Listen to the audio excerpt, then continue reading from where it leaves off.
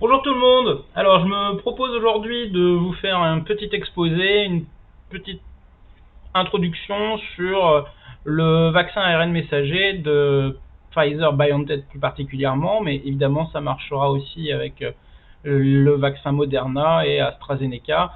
Le principe elle-même, c'est la même biotechnologie, on parle de biotechnologie pour ce type de nouveau vaccin. Donc le but ici, c'est rapidement de vous présenter euh, le vaccin ARN messager. Et donc ce vaccin ARN messager, quels en sont les principes? Alors quand on dit quels en sont les principes, c'est-à-dire sur quoi il repose scientifiquement, quels sont les principes scientifiques qui permettent de créer un tel vaccin avec à la fin une action sur le virus, ou une action en tout cas sur notre système immunitaire pour lutter contre le virus. Comment on fait ça? La deuxième chose, donc, c'est quelle technologie derrière? Comment ça fonctionne un tel vaccin? Dans le sens où comment est-ce que c'est produit? Comment est-ce qu'on va réussir à amener ce qu'on appelle de l'ARN aux cellules pour qu'elles puissent ensuite engendrer une réponse immunitaire, d'accord? Et puis enfin, comment ça marche? Donc c'est ce processus-là, la réponse immunitaire. Comment ça engendre la réponse immunitaire? Donc la première chose, c'est de repartir d'abord sur cette histoire de pandémie. La pandémie, elle démarre officiellement en Chine sur le marché de Wuhan vers décembre 2019, d'accord? Ce Covid-19, cette Covid-19 est provoqué par un virus qu'on appelle le SARS-CoV-2.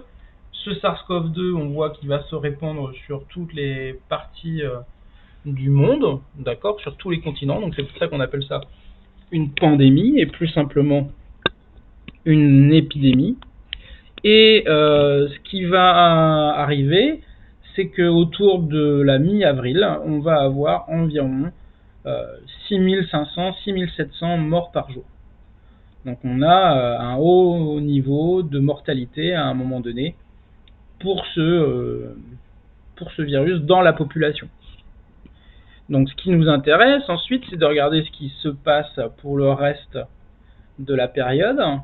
Et donc on voit qu'il y a une plus ou moins grande maîtrise selon les régions du monde. On voit que par exemple au Brésil, en Amérique latine, au Mexique et en Amérique du Nord, c'est compliqué. On voit que l'Inde, ça va se développer plus tard. Et puis on voit que ici, par exemple pour les États-Unis, on va atteindre une deuxième et troisième vague plus importante. Et puis de la même, on est également là aussi d'une grande deuxième ou troisième vague en fonction de la situation, du moment où on regarde, si on regarde vraiment de façon éloignée ou si on regarde collé sur l'écran. Si on regarde de façon éloignée, on a l'impression que cette augmentation du nombre de morts, là on voit, on arrive à peu près à 16 000 morts au maximum. Et puis actuellement on est à moins de 14 000 morts par jour. Donc si on regarde en repartant de novembre, on voit qu'en fait c'est une augmentation continue quasiment, avec une petite cassure ici, mais globalement voilà, ça continue d'augmenter. Donc c'est comme ça qu'on peut définir soit une deuxième vague en fait qui n'aurait eu qu'un petit ralentissement à un moment donné, ou alors une deuxième, puis un confinement qui n'a pas duré assez longtemps, ou alors qui n'a pas été assez restrictif, et donc la résurgence d'une troisième vague, c'est-à-dire la remontée donc du nombre de cas et du nombre de décès.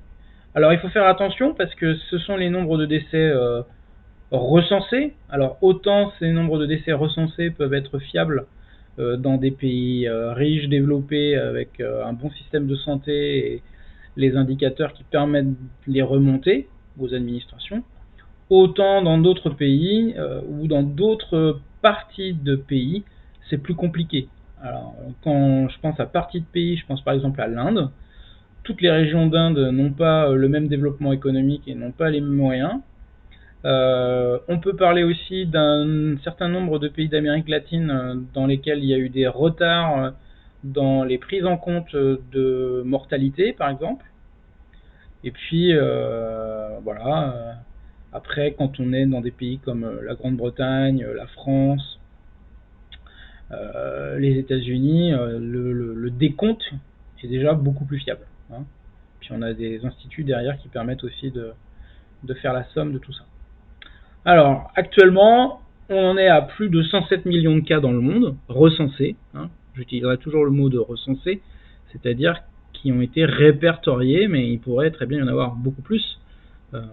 Ceux qui n'ont pas été testés, ceux qui, en cours de route, ont été perdus dans les statistiques, et ainsi de suite. Le nombre de morts, on est à plus de 2 330 000 morts, donc c'est quand même assez élevé en termes de chiffres. Et il y a déjà plus de 78 millions, sans doute d'ici peu 79 millions de personnes qui ont déjà récupéré du Covid. Donc ensuite, on va plus particulièrement regarder ce qui se passe pour nous en Europe et puis en France. Ce qu'on voit, c'est une restriction de nos libertés, évidemment. On demande de confiner, il y a des couvre-feux, il y a une jauge dans les magasins, et ainsi de suite. Donc tout ça, ça pose des problèmes. Ça pose des problèmes en termes de liberté individuelle, ça pose des problèmes en termes de l'exercice du pouvoir, évidemment. Et puis, ça nous fait aussi penser à des films de science-fiction ou d'anticipation, hein. Ici, par exemple, on vous dit que la stratégie vaccinale du Royaume-Uni a été inspirée par le film Contagion de Steven Soderbergh. Très, très bon film d'anticipation sur la possibilité d'une pandémie, hein, qui reprenait déjà la possibilité d'une transmission par une chauve-souris, puis un autre intermédiaire qui était, si je me souviens bien, les cochons. Et donc en fait, il reprenait ce que les scientifiques déjà savaient à l'époque et avaient envisagé comme type de scénario. Donc il n'y a rien de particulièrement fantastique, hein. Il faut bien comprendre qu'avant que la pandémie de coronavirus arrive, des scientifiques français avaient déjà fait des conférences en France pour expliquer ce qu'on risquait et ce qui risquait d'arriver au système de santé parce qu'on n'était pas prêt, hein. C'était déjà acté ça. Alors, de quoi on a besoin, nous, pour être capable de travailler sur ce vaccin ARN, sur cette façon de lutter contre la pandémie du coronavirus, cette pandémie de la Covid-19. Donc, on a besoin de notions de génétique, on a besoin de notions d'immunologie, et évidemment, on aura besoin de parler de la vaccination et de comment on réalise cette vaccination. Alors, première chose, la génétique. C'est la science de l'hérédité, c'est-à-dire de la transmission de nos informations héréditaires, de nos informations génétiques. Donc là, j'ai pris l'exemple d'un arbre généalogique qui illustre ce qu'on appelle, dans notre jargon, c'est la transmission verticale du matériel support de l'information héréditaire ou du matériel support de l'information génétique. Pourquoi ? Parce qu'en fait, la transmission se fait des grands-parents aux parents, des parents aux enfants, des enfants aux petits-enfants. D'accord ? Et en fait, le matériel génétique, les informations héréditaires sont transmises comme ça de génération en génération. Ça ne veut pas dire que toutes les informations vont apparaître à toutes les générations, mais ça veut dire qu'une partie d'entre elles sont systématiquement transmises d'une génération à une autre. Voilà. Et après, elles s'expriment ou elles ne s'expriment pas. Ça, c'est une autre affaire. Ensuite, il y a ce qu'on appelle l'ADN. Alors l'ADN, il est contenu dans le noyau des cellules et plus particulièrement dans des corps particuliers qu'on appelle les chromosomes. Chromosoma, ça veut dire les corps colorés. C'est comme ça qu'on les avait mis en évidence, on les avait colorés dans le noyau de la cellule. Et donc, cette molécule de l'ADN, elle est responsable du maintien de l'intégrité de l'individu. Elle contient les informations qui nous permettent d'être ce que nous sommes. Et donc, a fortiori, l'ensemble des chromosomes à l'intérieur d'une cellule, ça permet de déterminer ce que c'est que l'espèce, à un moment donné, même si l'espèce, c'est une boîte qui a été créée par l'homme, hein, mais ça permet de comprendre qu'est-ce qu'il y a dans la boîte espèce. En fait, il y a des individus qui ont tous un karyotype avec un certain nombre de chromosomes Et ce certain nombre de chromosomes permet de distinguer une espèce. Donc par exemple, l'espèce humaine elle a 23 paires de chromosomes. Si je regarde les chimpanzés qui sont très proches de nous, c'est 24 paires de chromosomes. Voilà. Donc ça permet le maintien en tant qu'espèce. Toujours dans la notion de génétique dont on va avoir besoin de la structure de la molécule d'ADN. Et pour ça, on a besoin de faire référence à Rosalind Franklin, qui a mis en évidence la structure de l'ADN par des clichés en radio, clichés X, des rayons X. Et donc en fait, c'est ce qu'on appelle la cristallographie à rayons X. Et derrière, vous allez avoir James Watson et Francis Crick qui vont comprendre que l'ADN est une structure qui est en double hélice. L'ADN pour acide désoxyribonucléique.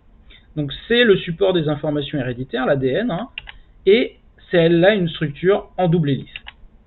Ensuite, une fois qu'on a compris ça, il va falloir aller regarder donc, dans cette molécule d'ADN comment elle est composée.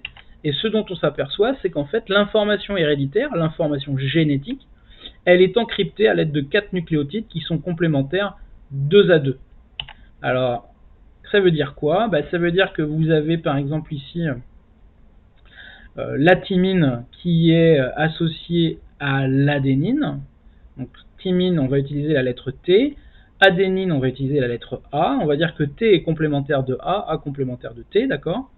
Et puis pour le C et le G, donc le C c'est la cytosine, le G la guanine, et C et G sont complémentaires l'un de l'autre.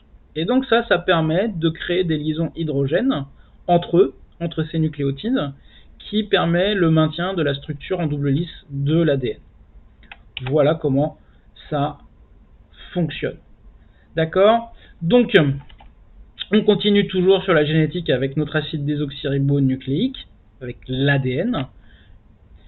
On a besoin de comprendre comment il code l'information. Et donc, ce qu'on sait, c'est que 3 nucléotides qui se suivent, ça donne un codon. Que ce codon, en fait, il correspond à un acide aminé. Et que ça, c'est codé dans ce qu'on appelle le code génétique. D'accord ? Donc, voici le code génétique. Et vous voyez qu'en fonction des lettres qu'on va avoir, par exemple UUU, on obtient de la phénylalanine. L'acide aminé, c'est de la phénylalanine. UCU, de la sérine. Maintenant, je change mon premier nucléotide. Je prends par exemple un A. Je prends ACC, c'est de la tréonine. Voilà comment ça fonctionne. Alors, vous allez me dire, mais qu'est-ce que c'est que ce U ? Alors, ce U, c'est de l'uracile.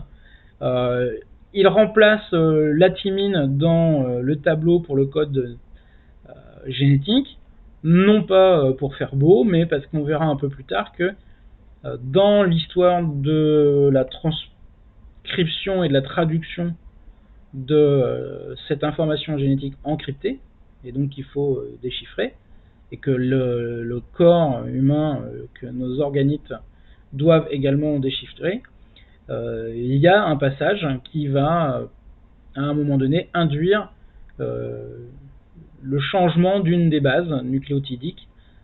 C'est le changement de la thymine qui va être changé en uracile. On verra pourquoi, à quel moment et à quoi ça correspond. D'accord ? Alors, un enchaînement d'acides aminés, ça conduit à la formation d'une protéine. Et en fait, ce qu'il faut savoir, c'est que ce sont les protéines dans notre corps humain qui vont constituer notre structure.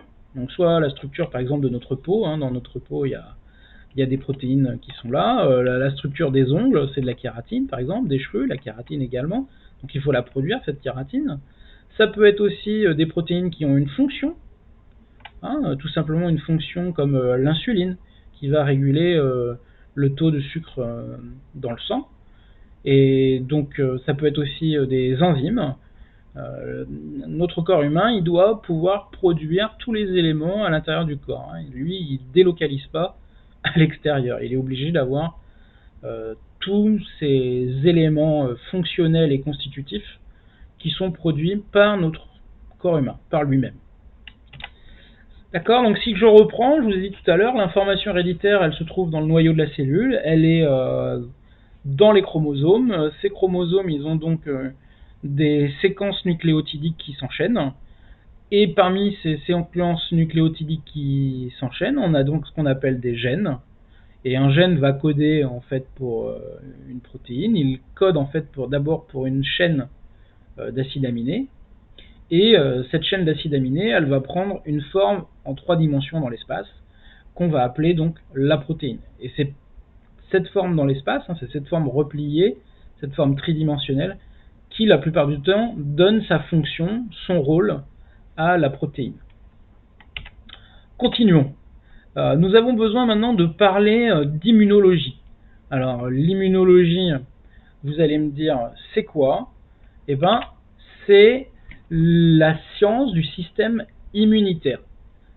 C'est le système complexe qui permet à l'organisme de distinguer le soi, ce qui est à nous, ce qui est constitutif de notre organisme, du non-soi, c'est-à-dire ce qui n'est pas constitutif de notre organisme. Et donc là, dans ces cas-là, on va trouver dans le non-soi des éléments pathogènes, parfois non pathogènes aussi, mais des éléments pathogènes comme des bactéries, des virus, des unicellulaires ou encore des champignons.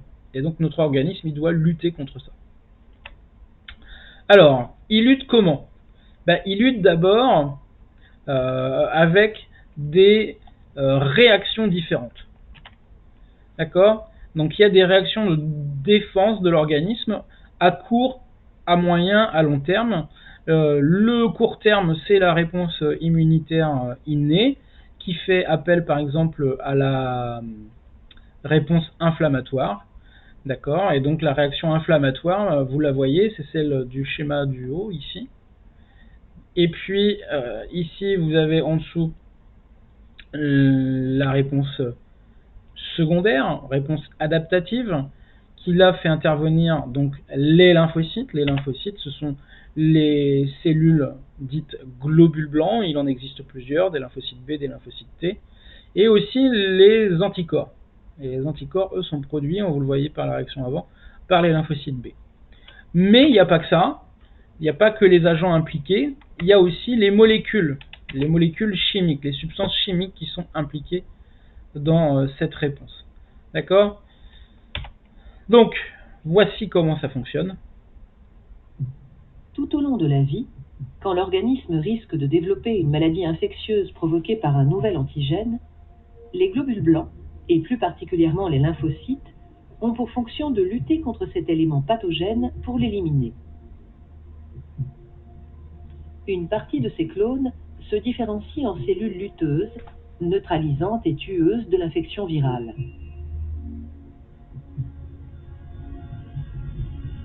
Une autre partie demeure sous forme de lymphocytes B mémoire, T4 mémoire, T8 mémoire, spécifiques de cet antigène. Ces lymphocytes mémoire sont stockés en réserve dans les organes lymphoïdes, dans le thymus, dans la rate et dans les ganglions lymphatiques. Ils ont la caractéristique d'être hypersensibles et très réactifs.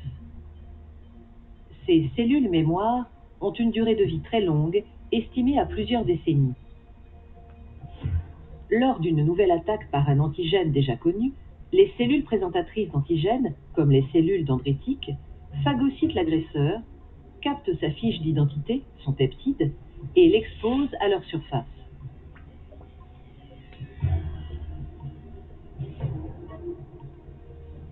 La cellule dendritique, présentatrice de l'antigène, migre ensuite vers un ganglion par les vaisseaux lymphatiques et présente le déterminant de l'agresseur au lymphocyte T et au lymphocyte B, produits lors de la première infection et qui sont en réserve dans les follicules du ganglion.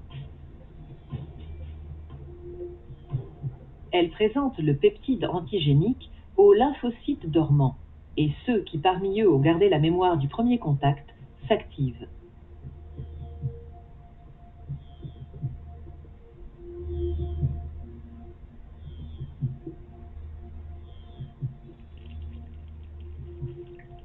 Les lymphocytes B et T entrent en mitose dans les follicules, ce qui entraîne le gonflement du ganglion. Les lymphocytes T cytotoxiques, comme les plasmocytes producteurs d'anticorps, partent alors vers le lieu de l'infection par les vaisseaux sanguins. Grâce à l'action des lymphocytes mémoire, La réponse adaptative sera alors plus rapide, plus intense et plus efficace. Le sujet ne sera pas malade. Certains micro-organismes, virus ou bactéries, provoquent des maladies fulgurantes. Leur action est plus rapide que la réponse immunitaire. C'est le cas de maladies comme la poliomyélite, la rougeole, le tétanos, la grippe. Il est donc vital d'anticiper l'infection par la vaccination. Le vaccin est une préparation contenant en très petite quantité des fragments de bactéries ou de virus tués, de toxines atténuées ou purifiées, que l'on inocule pour stimuler préventivement la formation de lymphocytes mémoire. En cas d'attaque, l'infection sera rapidement endiguée. Antigènes déjà identifiés et vaccination permettent de constituer la grande bibliothèque de notre système immunitaire. Ainsi, se construit pas à pas le patrimoine immunitaire de chaque individu.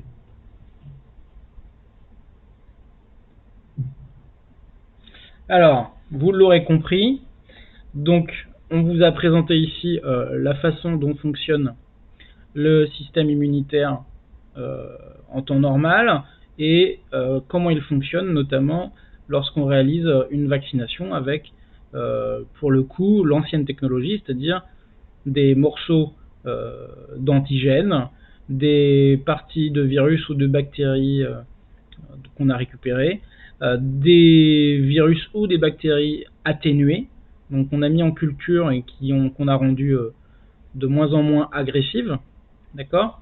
Et nous, ce qu'il faut comprendre, c'est que on se base sur le fonctionnement de ce principe de la mémoire immunitaire, hein, c'est-à-dire que lorsque les cellules, les lymphocytes récupèrent des antigènes, ils vont les présenter à leur surface, et donc ces cellules deviennent des cellules présentatrices d'antigènes. Elles les présentent à des lymphocytes T.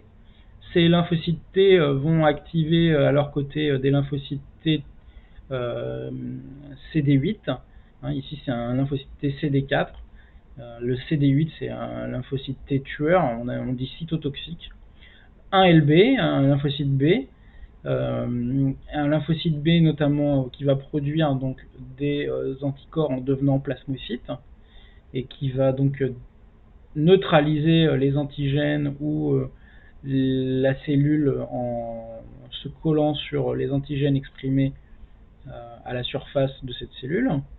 Vous avez également pour chacun de ces groupes de cellules des lymphocytes mémoire. Donc un lymphocyte B mémoire, un lymphocyte T mémoire, dont on vous dit que dans certains cas, ils peuvent durer jusqu'à 10 années. D'accord? Ce qui est quand même assez important. Hein. Ensuite, vous avez un deuxième cas, c'est-à-dire le cas où vous allez réactiver, en quelque sorte, ou exprimer à la surface de vos cellules ce déterminant antigénique. Donc par exemple une deuxième fois.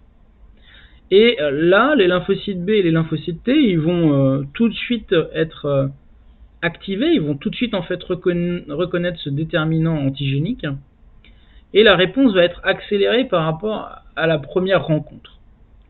Et donc vous allez avoir des lymphocytes B qui étaient donc des lymphocytes B mémoire qui vont très rapidement se diviser en plasmocytes, qui vont produire une très grande quantité d'anticorps qui pourra neutraliser les cellules infectées qui seront ensuite détruites par phagocytose. De la même manière, les lymphocytes T, eux aussi, vont être activés pour venir tuer en reconnaissant donc l'antigène à la surface de la cellule et envoyer des molécules chimiques qui détruiront, qui provoqueront la lyse, on dit, le fait de faire des trous à l'intérieur de la cellule et de la détruire. Et donc ça, c'est un système qui marche très très bien. Et c'est sur ce système que repose en fait le vaccin ARN. Et donc on va voir comment ça fonctionne. Donc la vaccination, notamment si on prend le cas du vaccin Pfizer-BioNTech, elle a été accordée le 21 décembre, c'est-à-dire après avoir fait les études nécessaire, en tout cas après avoir lu les articles, les comptes rendus de ce qu'a produit la compagnie Pfizer-BioNTech. Ils ont mis en ligne leur article scientifique et les données en fait qu'ils ont eues pendant les phases de test. Et ensuite, vous allez avoir des contrats qui vont être passés avec Pfizer pour la vente de ces vaccins, l'acquisition de ces vaccins par la communauté européenne.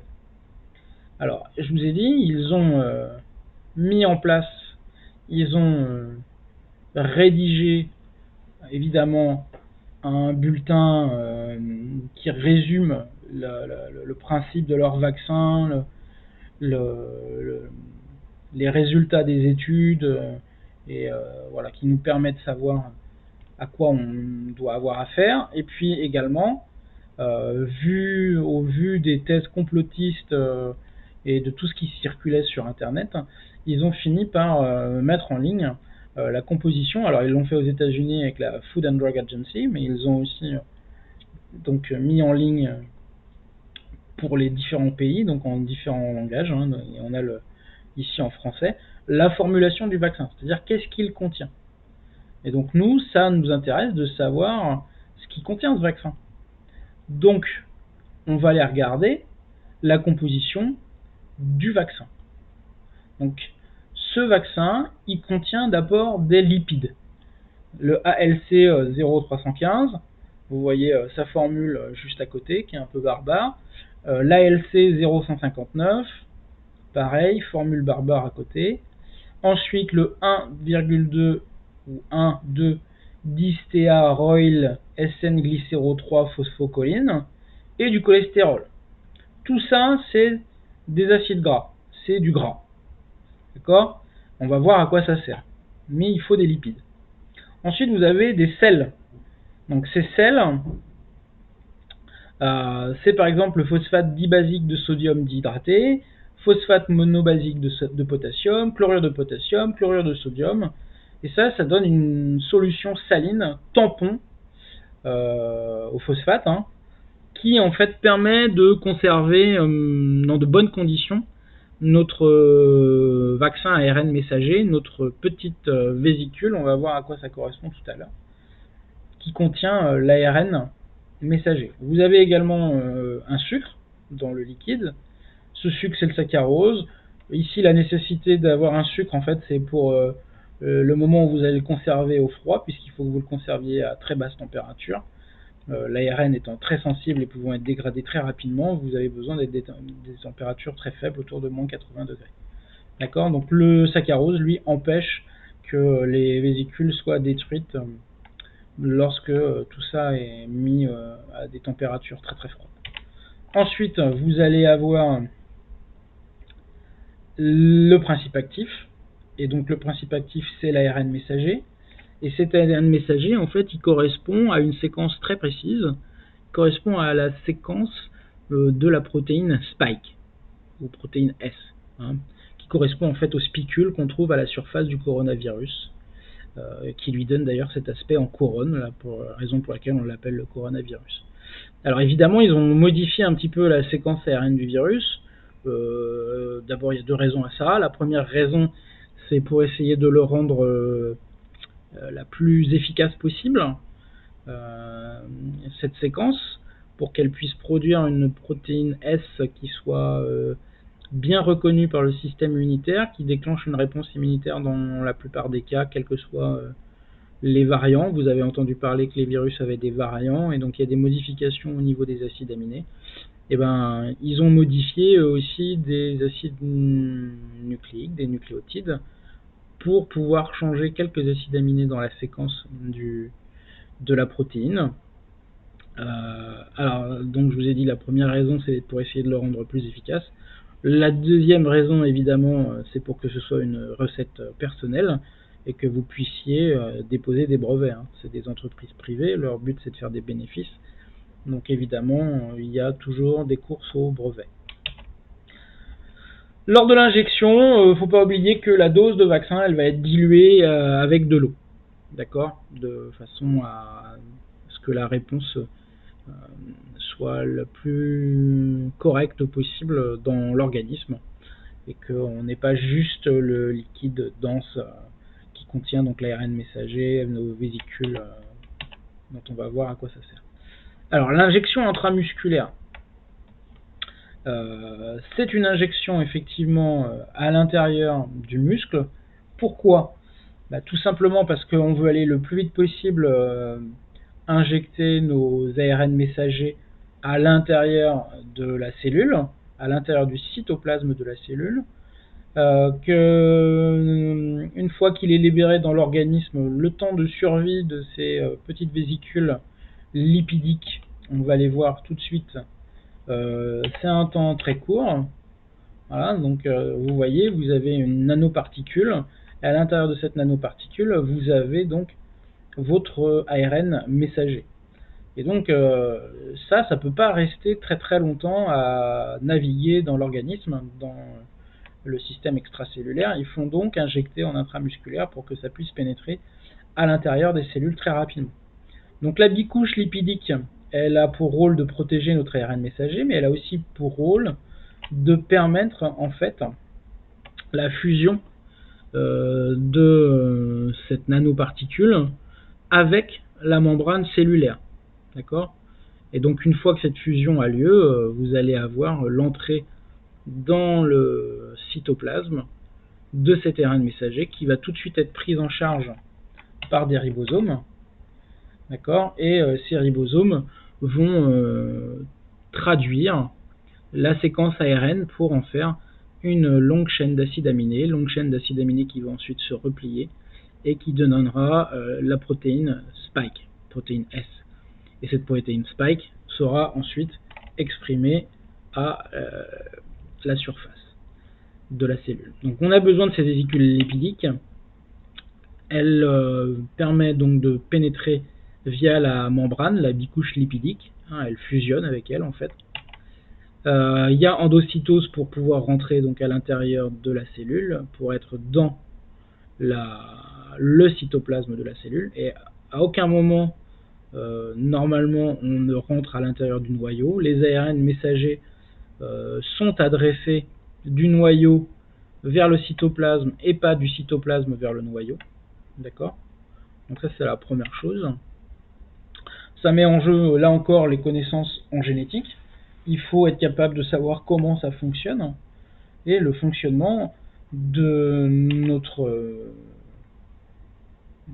notre système, c'est que la traduction a lieu dans le cytoplasme des cellules. La traduction, c'est cette phase qui correspond à je prends ma séquence ARN, dessus des petits ribosomes viennent se fixer et ces ribosomes produisent des chaînes d'acides aminés qui correspondent aux séquences d'ARN messagers.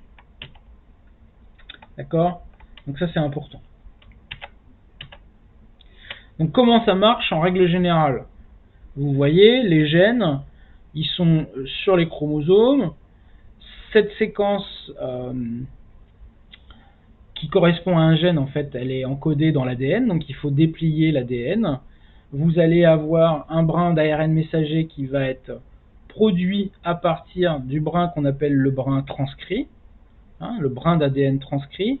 Et c'est là où je vous ai parlé tout à l'heure d'un changement entre le T et le U, c'est-à-dire que le brin complémentaire, pour le coup, tout à l'heure je vous ai dit les compléments c'est AT, CG, et bien là quand vous aurez un A sur le brin transcrit, en face vous aurez un U au lieu d'un T.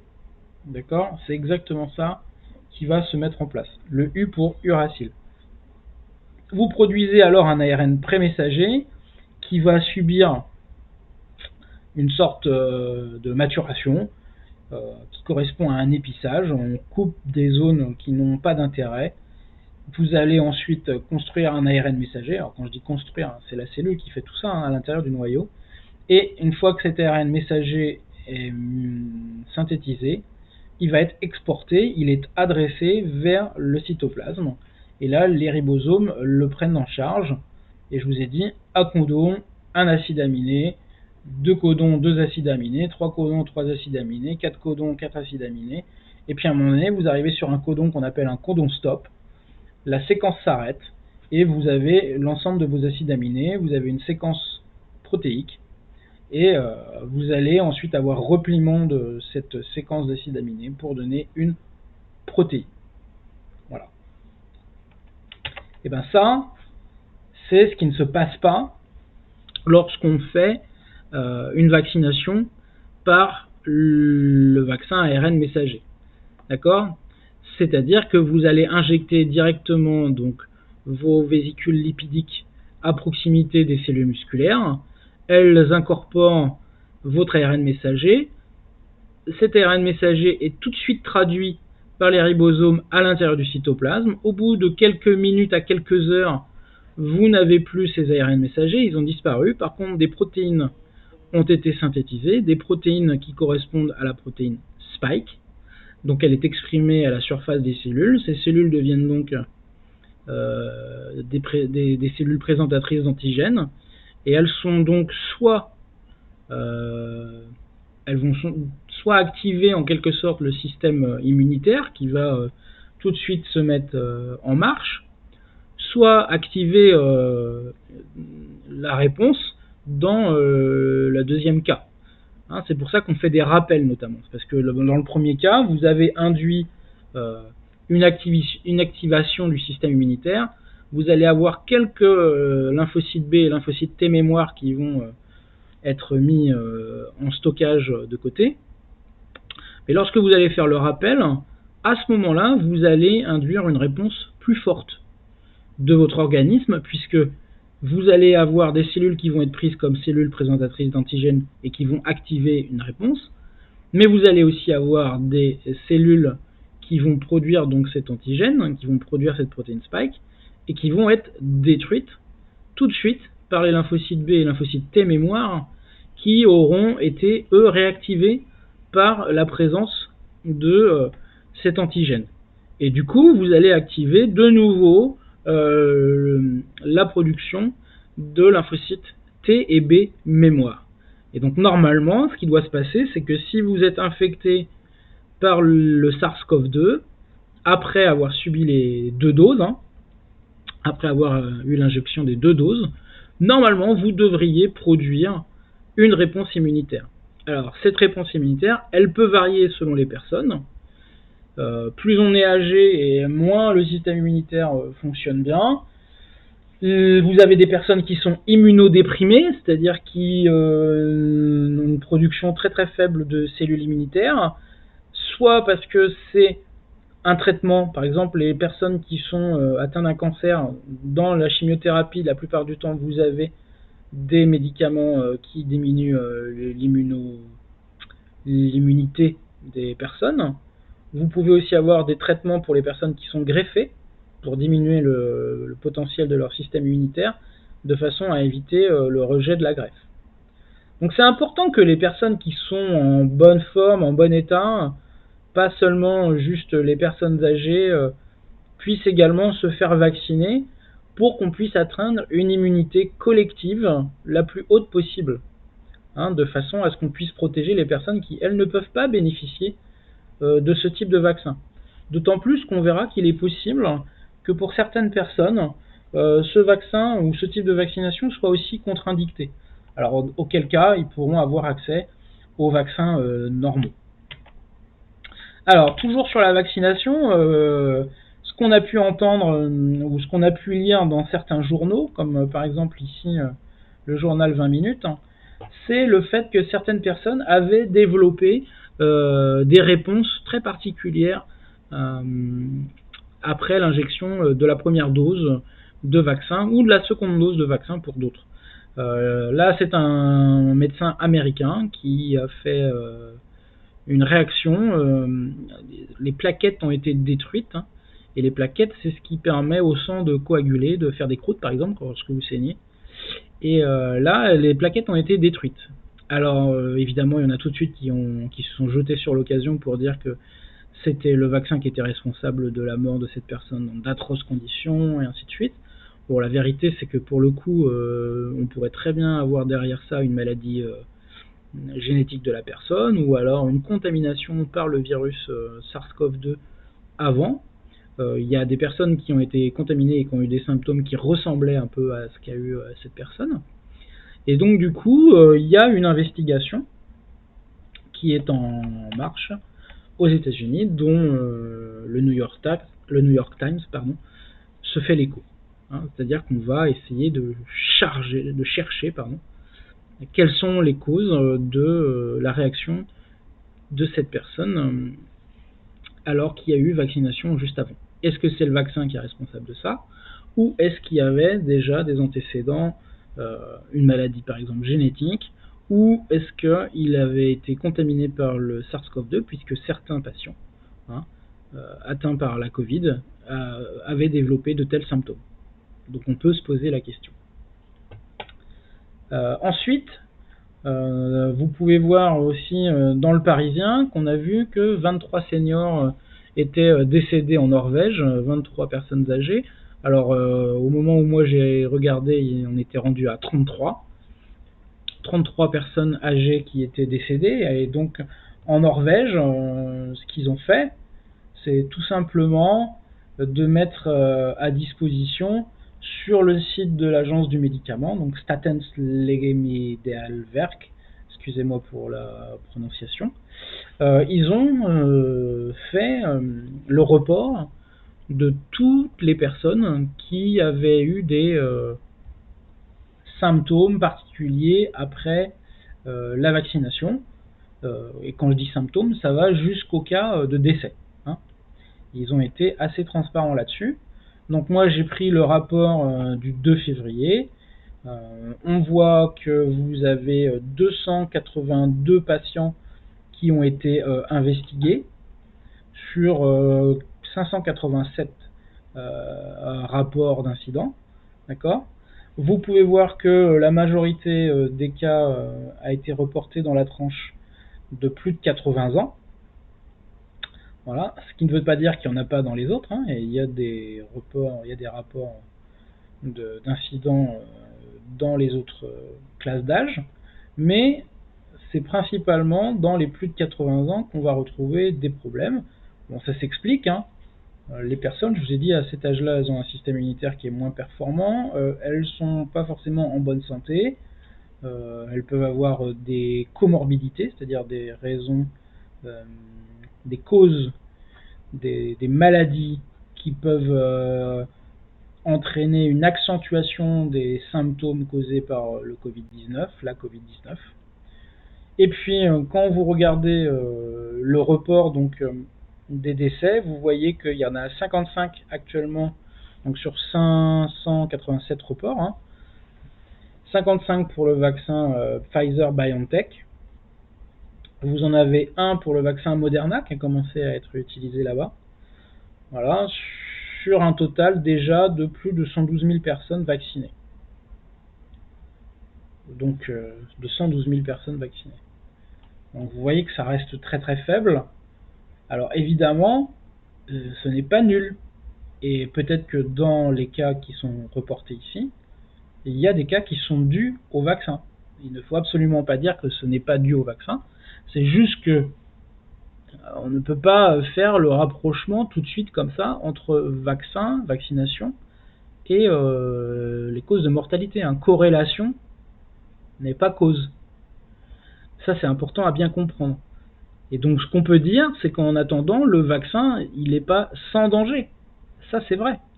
Le vaccin, c'est un médicament, et tous les médicaments ont des effets secondaires. Et donc, quand on administre un vaccin, il y a ce qu'on appelle la balance bénéfice-risque. Voilà. Bon, il se trouve que là, le bénéfice, il est plus important que le risque encouru, même si pour certains, ce risque, c'est la mort. Quand vous avez plus de 90 ans, le risque de mourir, il est déjà assez important pour vous.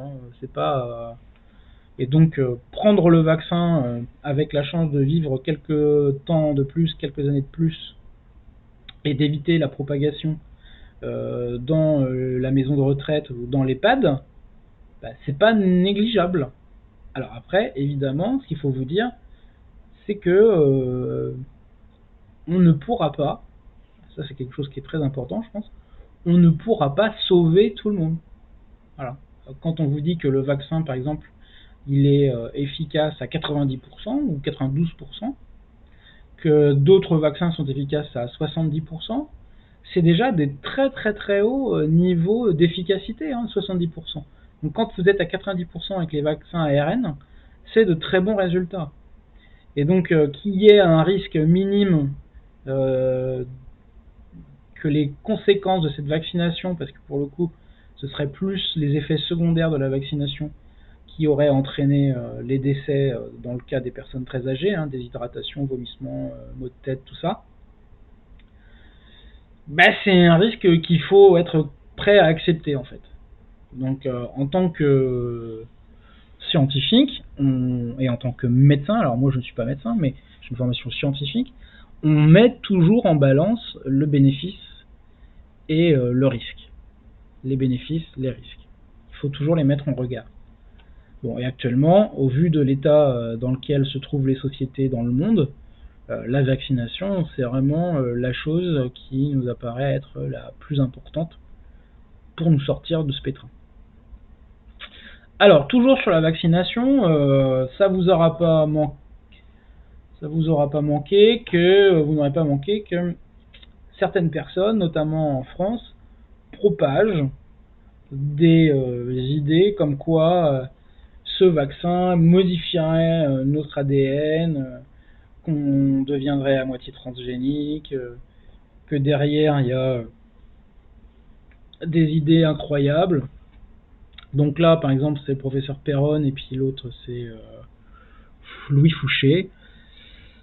Et donc, évidemment, ces personnes, elles produisent des vidéos YouTube, elles produisent des posts sur Facebook qui vont être partagés par les réseaux sociaux.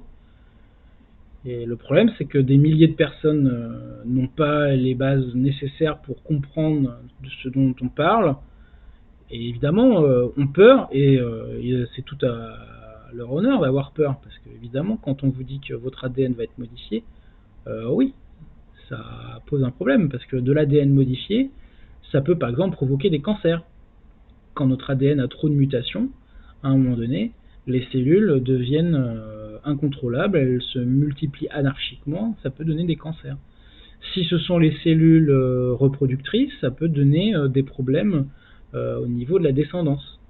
Et donc il faut être bien capable de comprendre ce qui se joue à ce moment donné. Et donc ce qui se joue, c'est le fait que je vous l'ai dit tout à l'heure, on est dans de la vaccination en intramusculaire, et cette vaccination en intramusculaire, elle doit permettre d'avoir un ARN messager d'abord localisé à un endroit précis de l'organisme.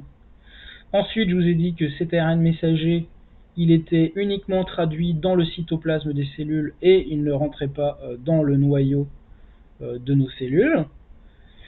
Et donc ça, ensuite, lorsque les cellules vont exprimer la protéine S, elles sont éliminées par le système immunitaire. D'accord ? Sauf que, et c'est là où il faut être attentif, vous avez, je suppose, entendu qu'il y avait des personnes qui semblaient avoir été réinfectées après avoir été infectées une première fois par le virus de la Covid-19. Et donc ce qu'on s'est dit, c'est, mince alors, le système immunitaire ne dure pas assez longtemps, la réponse immunitaire ne dure pas assez longtemps, les personnes n'ont pas d'anticorps assez longtemps, et donc ils peuvent être réinfectés. Et ben, il y a des chercheurs qui se sont tout simplement demandé si c'était pas plutôt le fait que certains morceaux d'ARN de notre virus, du virus SARS-CoV-2, n'avaient pas été intégrés dans le génome de nos cellules, et donc ils produisaient à ce moment-là des protéines virales et des morceaux d'ARN viral d'ailleurs, qui pouvaient être reconnus ensuite par les tests qui pouvaient être faits sur les personnes qui présentaient donc des symptômes. Et en fait, ce dont ils se sont rendus compte dans leur étude, en allant rechercher les échantillons qui avaient été prélevés chez des malades, c'est qu'on note que certains échantillons, certaines séquences d'ARN qui ont été récupérées étaient des ARN chimériques, c'est-à-dire avec des morceaux d'ARN qui venaient du virus et des morceaux d'ARN humains, qui correspondaient à des séquences humaines. Donc ça veut dire que d'abord, il n'y a pas besoin de vaccin, en fait, pour que l'ARN viral du SARS-CoV-2, bien qu'il n'ait pas de reverse transcriptase, qui est l'enzyme qui permet de passer de l'ARN à l'ADN, il n'a pas besoin de reverse transcriptase pour faire son boulot. Dans les cellules humaines, il y a certaines cellules humaines qui possèdent des rétrotransposons, et ces rétrotransposons, ils ont la capacité de produire une reverse transcriptase qui permet de passer de l'ARN à l'ADN, et cet ADN va être incorporé à l'intérieur de séquences de la cellule. D'accord ? C'est la même chose, par exemple, chez les personnes qui sont infectées avec le virus du sida. Alors évidemment, tout est relatif. Si la charge virale est contenue chez les personnes atteintes du sida, il y a peu de risques que cela arrive. Mais par contre, chez les personnes qui seraient contaminées par le virus du sida et qui s'ignoreraient, il faut savoir que le virus du sida, lui, contient une reverse transcriptase, et qu'elle est tout à fait possible, cette reverse transcriptase, c'est ce qu'ils ont montré dans leur étude, de transformer donc certaines séquences d'ARN, messagers du virus, en ADN pour le réincorporer dans l'ADN humain. Et donc ce qu'on a pu mettre en évidence dans cette étude, c'est principalement que c'est le fragment N, et donc qui est impliqué dans un nucléocapside, ce qui entoure le virus, qui est surexprimé et qui est retrouvé majoritairement dans ces espèces de morceaux d'ARN chimériques, d'ADN chimérique aussi, humain, viral. Et ça se retrouve principalement, notamment dans les cellules du tissu pulmonaire, parce que c'est des cellules qui sont très attaquées lors de l'infection au SARS-CoV-2, très dégradées, et du coup, lorsqu'on récupère ces cellules et qu'on regarde s'il y avait des fragments chimériques, eh ben on en trouve pas mal. Alors eux, ce qu'ils ont fait, c'est qu'ils ont surexprimé les reverses transcriptases dans le cas du rétrotransposon et dans le cas de cellules infectées au virus du sida, HIV1, et ils ont montré que il était tout à fait possible que des morceaux, des fragments de l'ARN viral puissent être incorporés à l'ADN humain. Alors, c'est principalement donc le fragment N, celui-là, là, qui s'occupe de la nucléocapside. C'est en très petite quantité.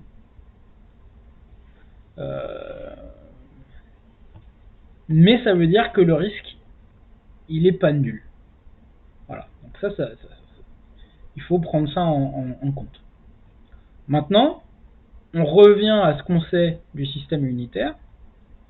Et ce qu'on va comprendre, c'est que dans le cas du vaccin, donc on injecte une séquence ARN responsable de la production de la protéine spike. Ça veut dire que si jamais il y avait une reverse transcriptase dans la cellule qui se mettait à produire de l'ADN qui est incorporé dans l'ADN de la cellule, ce que vous produiriez, c'est au pire la protéine spike exprimée à la surface de la cellule. La cellule est reconnue comme porteuse de l'antigène, elle est détruite. Dans le cas où ce serait des fragments de cette protéine spike, voilà, il ne se passerait pas grand chose en soi dans cette cellule de l'appareil, enfin de cette cellule d'appareil, pas l'appareil, mais de cellules de muscles. D'accord ? D'abord parce que déjà on a beaucoup de l'ADN de virus, ou de l'ARN de virus recombiné pour être de l'ADN, dans notre génome.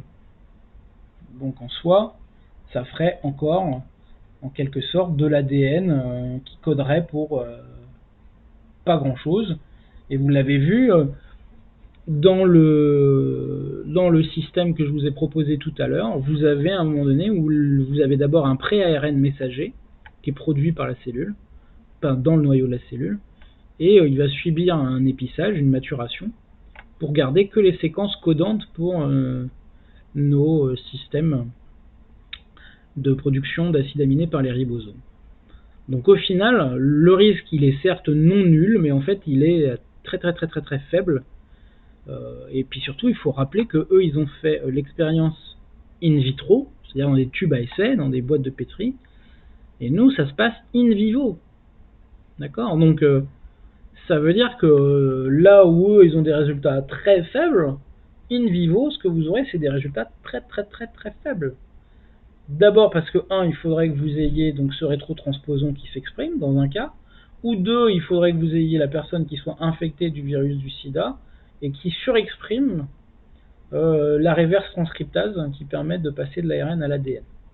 Donc ça, c'est quelque chose qui semble très compliqué en fait à mettre en place dans le cas de la vaccination actuelle. Vraiment, le risque est non nul, mais il est vraiment très faible, et si on prend garde à ne pas vacciner par exemple les personnes qui sont atteintes par le virus du sida, et ben normalement le risque il se rapproche d'un risque nul. Voilà. Donc là, les sources que j'ai utilisées pour cette présentation, j'ai été fouillé un peu partout pour pouvoir avoir des informations le plus globales possible.